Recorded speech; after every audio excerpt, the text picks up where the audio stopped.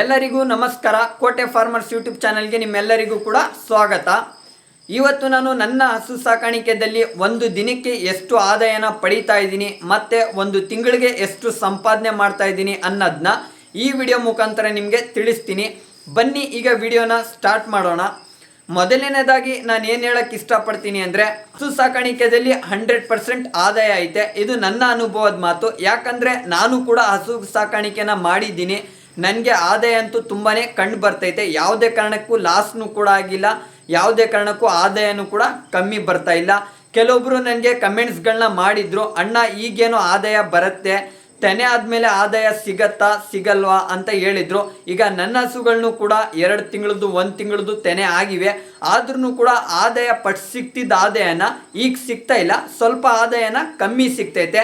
ಅದಕ್ಕೋಸ್ಕರನೇ ನಾನು ಹೇಳೋದು ನಿಮಗೆ, ಹಸು ಸಾಕಾಣಿಕೆ ಮಾಡಬೇಕು ಅಂದರೆ ಮ್ಯಾಕ್ಸಿಮಮ್ 1 ಟೈಮ್ಗೆ 15 ಲೀಟ್ರು ಹಾಲು ಕೊಡಬೇಕು. ಅಂಥ ಹಸುಗಳನ್ನ ತಗೊಂಡು ಬಂದು ಸಾಕಿ ಅಂತ ನಾನು ಹೇಳೋದು.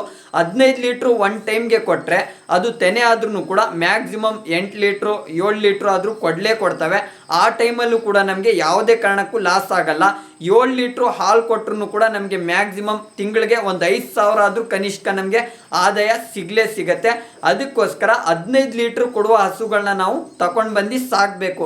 15 ಲೀಟ್ರು 12 ಲೀಟ್ರು 13 ಲೀಟ್ರು ಕೊಟ್ಟರೆ ನಮಗೆ ಆದಾಯ ಕಂಡು ಬರೋದು. 7 ಲೀಟ್ರು 8 ಲೀಟ್ರು ಸ್ಟಾರ್ಟಿಂಗಲ್ಲೇ ಹಸುಗಳು ಕೊಡ್ತಾ ಇದ್ದಾವೆ ಅಂದರೆ ತೆನೆ ಆದರೆ 3 ಲೀಟ್ರು 4 ಲೀಟ್ರು ಕೊಡ್ತವೆ. ಅದರಿಂದ ನಮಗೆ 100% ಲಾಸ್ ಆಗುತ್ತೆ. ಅದರಿಂದ ನಮಗೆ ಆದಾಯ ಸಿಗಲ್ಲ.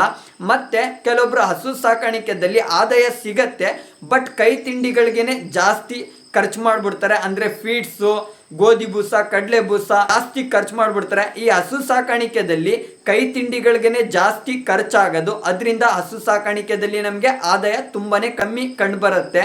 ಅದರಿಂದ ಹಸು ಸಾಕಾಣಿಕೆಯಲ್ಲಿ ನಮಗೆ ಲಾಸ್ ಆಗೋ ಚಾನ್ಸ್ನು ಕೂಡ ಇರುತ್ತೆ. ಅದಕ್ಕೋಸ್ಕರ ಹಸು ಸಾಕಾಣಿಕೆಯಲ್ಲಿ ನಾವು ಹೇಗೆ ಖರ್ಚನ್ನ ಕಮ್ಮಿ ಮಾಡ್ಕೋಬೋದು ಅಂತ ಕೆಲವೊಬ್ಬರಿಗೆ ಗೊತ್ತಿರಲ್ಲ. ಆ ಖರ್ಚನ್ನ ನಾವು ಕಮ್ಮಿ ಮಾಡ್ಕೊಂಡ್ಬಿಟ್ರೆ ನಮಗೆ 100% ಆದಾಯ ಸಿಗತ್ತೆ. 1 ಟೈಮ್ದು ಹಸುಗಳಿಗೆ ಹೋದ್ರೆ ಖರ್ಚು 1 ಟೈಮ್ದಾದ್ರೂ ನಮಗೆ 100% ಉಳಿಯುತ್ತೆ. ಇದು ನನ್ನ ಅನುಭವದ ಮಾತು. ನಾನು ಹೇಗೆ ಆದಾಯನ ತೆಗಿತಾ ಇದ್ದೀನಿ, ಖರ್ಚನ್ನ ನಾನು ಹೇಗೆ ಕಮ್ಮಿ ಮಾಡ್ಕೋತಾ ಇದ್ದೀನಿ ಅನ್ನೋದನ್ನ ನಾನು ನನ್ನ ಹಸು ಸಾಕಾಣಿಕೆಯಲ್ಲಿ ನಡೀತಿರೋ ಘಟನೆಗಳು ನಿಮಗೆ ನಾನು ತಿಳಿಸ್ತಾ ಇರೋದು. ಈಗ ನಾನು ಒಂದು ದಿನಕ್ಕೆ ಎಷ್ಟು ಆದಾಯನ ನಾನು ಪಡಿತಾ ಇದ್ದೀನಿ ಮತ್ತು ತಿಂಗಳಿಗೆ ಎಷ್ಟು ಆದಾಯನ ಪಡಿತಾ ಇದ್ದೀನಿ ಅನ್ನೋದನ್ನ ನಿಮಗೆ ಪ್ರೂಫ್ ಸಮೇತನೇ ತೋರಿಸ್ತೀನಿ. ಬನ್ನಿ ನೋಡಿ ಫ್ರೆಂಡ್ಸ್, ಕೇವಲ ನನ್ನ ಹತ್ರ 5 ಹಸುಗಳಿರೋದು. 5 ಹಸುಗಳಿಂದನೇ ನಾನು ತಿಂಗಳಿಗೆ ಒಳ್ಳೆ ಆದಾಯನ ನಾನು ಪಡಿತಾ ಇದ್ದೀನಿ. ಖರ್ಚನ್ನು ಕೂಡ ತೆಗ್ದು ಒಳ್ಳೆ ಆದಾಯನ ನಾನು ಪಡಿತಾ ಇದ್ದೀನಿ. ಈಗ ನಿಮ್ಗೆ ಪ್ರೂಫೇ ತೋರಿಸ್ತೀನಿ, ನೋಡ್ಕೊಳ್ಳಿ. ಇದೇ ನಿಮಗೆ ಒಂದು ಪ್ರೂಫು. ನೋಡ್ಕೊಳ್ಳಿ, ನನ್ನ ಹತ್ರ ಡೈರಿ ಸ್ಲಿಪ್ಪೇ ಐತೆ ನೋಡಿ. ಇದು 23ನೇ ಡೇಟ್ದು ಇದು ಸ್ಲಿಪ್ಪು. ಈಗ ನಾನು ಬೆಳಗ್ಗೆ 42 ಲೀಟ್ರು ಹಾಲನ್ನ ಹಾಕಿದ್ದೀನಿ, ಸಂಜೆ ಒಂದು 40 ಲೀಟ್ರು ಹಾಲು ಹಾಕಿದ್ದೀನಿ. ಒಂದು ದಿನಕ್ಕೆ ನಾನು 82 ಲೀಟ್ರು ಹಾಲು ಹಾಕ್ತೀನಿ. ಬೆಳಗ್ಗೆ 42, ಸಂಜೆ 40, ಎರಡನ್ನೂ ಕೂಡಿ ದಿನಕ್ಕೆ 80 ಲೀಟ್ರು ಪಕ್ಕ ಹಾಲು ಹಾಕ್ತೀನಿ. 23ನೇ ತಾರೀಕಿಗೆ ನಾನು ನೋಡ್ಕೊಳ್ಳಿ 42 ಲೀಟ್ರು ಹಾಲನ್ನ ನಾನು ಹಾಕಿದ್ದೀನಿ. 42 ಲೀಟ್ರಿಗೆ ನಮ್ಮೂರ ಕಡೆ 33 ರೂಪಾಯಿ ಮತ್ತು 34 ರೂಪಾಯಿ ಸಿಗುತ್ತೆ. ನೋಡ್ಕೊಳ್ಳಿ, 1 ಟೈಮ್ ಹಾಲು ದುಡ್ಡು 1451 ರೂಪಾಯಿ ಇತ್ತು. ಬೆಳಗ್ಗೆ 42 ಲೀಟ್ರು ಹಾಲು ಹಾಕಿರೋದಕ್ಕೆ ನಾನು 1421 ರೂಪಾಯಿ ಆಯಿತು. ಅಂದರೆ ಸಂಜೆದು 40 ಲೀಟ್ರ್ ಅಂತಲೇ ತಿಳ್ಕೊಳ್ಳಿ ಎಷ್ಟಾಯಿತು, 1300 ರೂಪಾಯಿ ಅಂದ್ರೂ ಕೂಡ 2700 ರೂಪಾಯಿ ನಾನು ದಿನಕ್ಕೆ ಸಂಪಾದನೆ ಮಾಡ್ತಾ ಇದ್ದೀನಿ. ಈಗ ಎಲ್ಲ ಡೈರಿಗಳಲ್ಲೂ ಕೂಡ 1ರಿಂದ 15ನೇ ತಾರೀಕಿಗೆ ಒಂದು ಅಮೌಂಟ್ ಬರುತ್ತೆ, 15ರಿಂದ 30ನೇ ತಾರೀಕಿಗೆ ಒಂದು ಅಮೌಂಟ್ ಬರೋದು. ಇಲ್ಲಿ ನೋಡ್ಕೊಳ್ಳಿ, ಈಗ 15ನೇ ತಾರೀಕಿಂದ ಹಿಡಿದು 23ನೇ ತಾರೀಕು ಗಂಟ ಎಷ್ಟು ದಿನ ಆಯಿತು? ಕೇವಲ 8 ದಿನ. 8 ದಿನಕ್ಕೆ ನಾನು 533 ಲೀಟ್ರು ಹಾಲನ್ನ ಹಾಕಿದ್ದೀನಿ. 533 ಲೀಟ್ರಿಗೆ 18,156 ರೂಪಾಯಿ ಆಯಿತು. ಕೇವಲ 8 ದಿನಕ್ಕೆ ನಾನು ಹಾಲು ಹಾಕಿರೋದು 533 ಲೀಟ್ರ್ ಹಾಕಿದ್ದೀನಿ. ಕೇವಲ 8 ದಿನದ್ದು ಆದಾಯ ಬಂದಿರೋದು ನನಗೆ 18,156 ರೂಪಾಯಿ ಬಂದೈತೆ. ಇದರಲ್ಲೇ ಕೂಡ ಡೀಟೇಲ್ಸ್ನು ಕೂಡ ಐತೆ ನೋಡಿ, ಎಷ್ಟು ಫ್ಯಾಟ್ ಐತೆ, ಎಷ್ಟು ಡಿಗ್ರಿ ಐತೆ, ಎಷ್ಟು ದಿನದ ಅಮೌಂಟು, ಯಾವ ಡೇಟ್ದು ಎಲ್ಲ ಪ್ರೂಫ್ ಸಮೇತನೇ ಐತೆ. ನೋಡ್ಕೊಳ್ಳಿ, ನಿಮಗೇನೆ ನಾನು ಪ್ರೂಫ್ ಸಮೇತನೇ ತೋರಿಸಿದ್ದೀನಿ.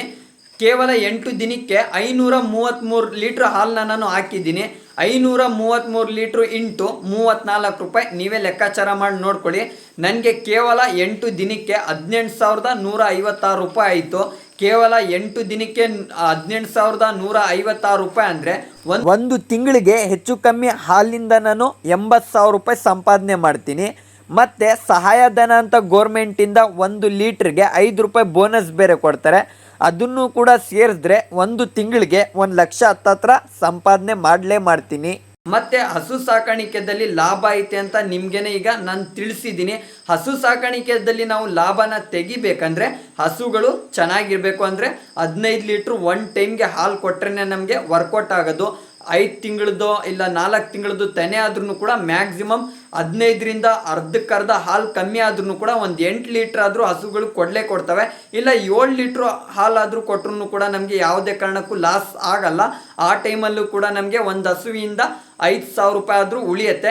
ನಿಮಗೆ ಓದ್ ವಿಡಿಯೋದಲ್ಲೂ ಕೂಡ ನಾನು ತಿಳಿಸಿದ್ದೀನಿ 7 ಲೀಟ್ರ್ ಕೊಡೋ ಹಸುವಿಂದ ಎಷ್ಟು ಆದಾಯ ಸಿಗುತ್ತೆ ಮತ್ತು 10 ಲೀಟ್ರ್ ಕೊಡೋ ಹಸುವಿಂದ ಎಷ್ಟು ಆದಾಯ ಸಿಗುತ್ತೆ ಅಂತ ನಾನು ಓದ್ ವಿಡಿಯೋದಲ್ಲೂ ಕೂಡ ತಿಳಿಸಿದ್ದೀನಿ. ಈ ವಿಡಿಯೋದಲ್ಲಿ ನಾನು ಎಷ್ಟು ಸಂಪಾದನೆ ಮಾಡ್ತಾ ಇದ್ದೀನಿ ಅನ್ನೋದನ್ನು ಕೂಡ ತಿಳಿಸಿದ್ದೀನಿ. ಹಾಲಿಂದನೇ ನಾನು ಸಂಪಾದನೆ ಮಾಡಿ ಕೂಡ ಈ ಹಸುಗಳನ್ನು ಕೂಡ ಒಂದೊಂದಾಗಿ ನಾನು ತಗೊಂಡಿರೋದು. ಅಂದರೆ ಎಲ್ಲ ದುಡ್ಡು ಹಾಲ್ದೇ ಐತೆ ಅಂತ ನಾನು ಹೇಳಲ್ಲ. ಬಟ್ ಸ್ವಲ್ಪ ಹಾಲು ದುಡ್ಡು ಕೂಡಿ ನಾನು ತಗೊಂಡಿದ್ದೀನಿ. ಸ್ವಲ್ಪ ನಂದು ಕೈಯಿಂದ ಇನ್ವೆಸ್ಟ್ ಮಾಡಿನೂ ಕೂಡ ನಾನು ತಗೊಂಡಿದ್ದೀನಿ. ಬಟ್ ಹಸು ಸಾಕಾಣಿಕೆಯಲ್ಲಿ 100% ಆದಾಯ ಐತೆ. ಎಲ್ಲರೂ ಕೂಡ ಕೆಲವೊಬ್ರು ಅಂತಾರೆ ಹಸು ಸಾಕಾಣಿಕೆಯಲ್ಲಿ ಆದಾಯ ಇಲ್ಲ ಅಂತ.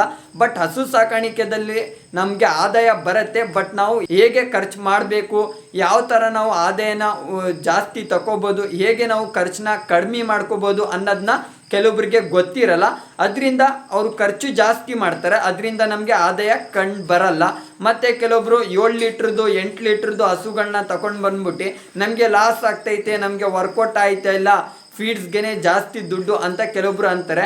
ಆ ಥರನೂ ಕೂಡ ಮಾಡಿದ್ರೆ 100% ಸಕ್ಸಸ್ ಆಗೋಕ್ಕೆ ಯಾವುದೇ ಕಾರಣಕ್ಕೂ ಸಾಧ್ಯ ಇಲ್ಲ. ಮ್ಯಾಕ್ಸಿಮಮ್ ಒಂದು ಟೈಮ್ಗೆ 15 ಲೀಟ್ರ್ ಹಾಲು ಕೊಟ್ರೆ ಹಸು ಸಾಕಾಣಿಕೆಯಲ್ಲಿ ಸಕ್ಸಸ್ ಆಗೋದು. ನಾನು ಪ್ರೂಫ್ ಸಮೇತನೇ ತೋರಿಸಿದ್ದೀನಿ ನಿಮಗೆ, ನೀವೇ ನೋಡಿದ್ರ. ನನ್ನ ಹಸು ಸಾಕಾಣಿಕೆಯಲ್ಲಿ ನನಗೆ ಅನುಭವ ಆಗ್ತಿರೋದನ್ನ ನಿಮಗೆ ನಾನು ತಿಳಿಸ್ತಾರದು. ಅದಕ್ಕೋಸ್ಕರ ನಾನು ಪ್ರೂಫ್ನು ಕೂಡ ಇಟ್ಕೊಂಡು ನಿಮಗೆ ವಿಡಿಯೋ ಮಾಡಿರೋದು. ಈಗ ನೀವೇ ಡಿಸೈಡ್ ಮಾಡಿ ಹಸು ಸಾಕಾಣಿಕೆಯಲ್ಲಿ ಲಾಸ್ ಆಗತ್ತಾ ಲಾಭ ಆಗತ್ತಾ ನಿಮಗೇನೆ ಗೊತ್ತಾಗತ್ತೆ. ನನ್ನ ಹಸು ಸಾಕಾಣಿಕೆದಲ್ಲಂತೂ ನನಗೆ 100% ಲಾಭ ಸಿಗ್ತೈತೆ. ಈ ಹಸು ಸಾಕಾಣಿಕೆ ಜೊತೆ ನಾನು ಬೇರೆ ಜಮೀನು ಕೆಲಸಗಳನ್ನು ಕೂಡ ನಾನು ಮಾಡ್ತಾ ಇದ್ದೀನಿ. ಅದನ್ನು ನಿಮಗೆ ಬೇರೆ ವಿಡಿಯೋದಲ್ಲಿ ತೋರಿಸ್ತೀನಿ. ಮತ್ತು ನಿಮಗೆ ಬೇರೆ ವಿಡಿಯೋದಲ್ಲಿ ನಾನು ತೋರಿಸ್ತೀನಿ ಹಸು ಸಾಕಾಣಿಕೆಯಲ್ಲಿ ಹೇಗೆ ನಾವು ಖರ್ಚನ್ನ ಕಮ್ಮಿ ಮಾಡ್ಕೋಬೋದು, ಏನೆಲ್ಲ ಹಾಕಿದ್ರೆ ಹಸು ಸಾಕಾಣಿಕೆಯಲ್ಲಿ ಖರ್ಚು ತುಂಬ ಕಮ್ಮಿ ಬರುತ್ತೆ, ಮತ್ತು ಫೀಡ್ಸ್ನ ನಾವು ಹೇಗೆ ಕಮ್ಮಿ ಮಾಡ್ಕೋಬೋದು ಅನ್ನೋದನ್ನ ನಿಮಗೆ ನೆಕ್ಸ್ಟ್ ವಿಡಿಯೋದಲ್ಲಿ ತಿಳಿಸ್ತೀನಿ. ನನ್ನ ವಿಡಿಯೋ ನಿಮಗೆ ಇಷ್ಟ ಆಗಿದ್ರೆ ರೈತನ ಮಗನ್ನ ಸಪೋರ್ಟ್ ಮಾಡಿ ಅಂತ ವಿನಂತಿ ಮಾಡ್ಕೋತೀನಿ. ಮತ್ತು ಪ್ಲೀಸ್ ಎಲ್ಲರೂ ಕೂಡ ನನ್ನ ಯೂಟ್ಯೂಬ್ ಚಾನಲ್ ಇಷ್ಟ ಆಗಿದ್ರೆ ಸಬ್ಸ್ಕ್ರೈಬ್ ಮಾಡಿ. ಮತ್ತು ನನ್ನ ಮಾಹಿತಿ ಇಷ್ಟ ಆಗಿದ್ರೆ ದಯವಿಟ್ಟು ಯಾವುದೇ ಕಾರಣಕ್ಕೂ ಕಮೆಂಟ್ ಮಾಡ್ದಂಗೆ ಹೋಗಬೇಡಿ. ದಯವಿಟ್ಟು ಎಲ್ಲರೂ ಕೂಡ ಕಮೆಂಟ್ ಮಾಡಿ ಅಂತ ವಿನಂತಿ ಮಾಡ್ಕೋತೀನಿ.